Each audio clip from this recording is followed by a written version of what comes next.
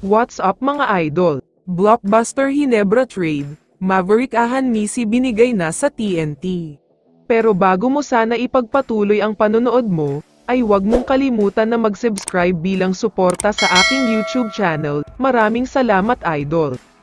Update lang tayo sandali sa 3 years contract na pinirmahan ni RJ Abarientos sa Barangay Hinebra. Dahil ayon sa multiple sources ay umaabot lang naman sa mahigit 1 million pesos kada buwan ang makukuha niya. Ganyan kalaki ang kontrata niya kahit rookie pa lang siya, malaki ang binigay na kontrata sa kanya dahil hindi lang siya basta rookie. Isa itong high caliber player na napakaraming international experience, kaya malaki ang hopes ng Hinebra sa kanya. Ayon kay Boss Al, may challenge daw siya kay Abarientos na ipakita na tama ang expectation ng lahat na magaling siya. Patunayan daw dapat nito na deserve niya ang ganun kalaking kontrata na ibinigay sa kanya. Pero teka, bago tumuloy sa video, gusto mo bang makapag-enjoy habang nanunood ng paborito mong sports? Subukan ang 1xBet. Mag-register gamit ang promo code na RangerX1. Pwede ka agad makakuha ng 12,000 pesos bonus sa unang deposit mo pa lang. Kaya subukan na ang number 1 betting site na 1xBet. Samantala, pag-usapan na natin ngayon ang sinasabing inconsistent na player ng Hinebra na si Maverick Ahanmisi. Madaming mga Hinebra fans na ngayon ay may ayaw sa player na ito, dahil sa pagiging inconsistent niya.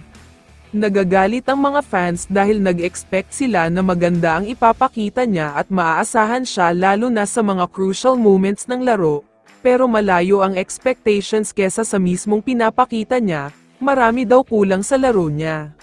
Huwag nating kakalimutan na umalis siya noon sa Converge dahil hindi siya pinagbigyan sa napakalaking sweldo na hinihingi niya. Binigay yan ng Hinebra sa kanya pero mukhang isang malaking pagkakamali pala na kinuha siya ng Hinebra. Kaya naman ayon sa mga source, plano na daw ng Hinebra na bitawan ang kanilang player na si Maverick Ahanmisi, dahil maliban sa mataas na nga daw ang sweldo niya, hindi pa worth it ang sweldo na ito dahil kulang ang contribution niya. Interesado daw ang TNT na makuha itong si Ahanmisi, dahil naghahanap daw sila ng additional firepower para mas lalo pang lumakas ang lineup nila, lalo pa ngayon na posible nang maging full strength ang TNT, dahil babalik na si Poy Aram sa team na ito.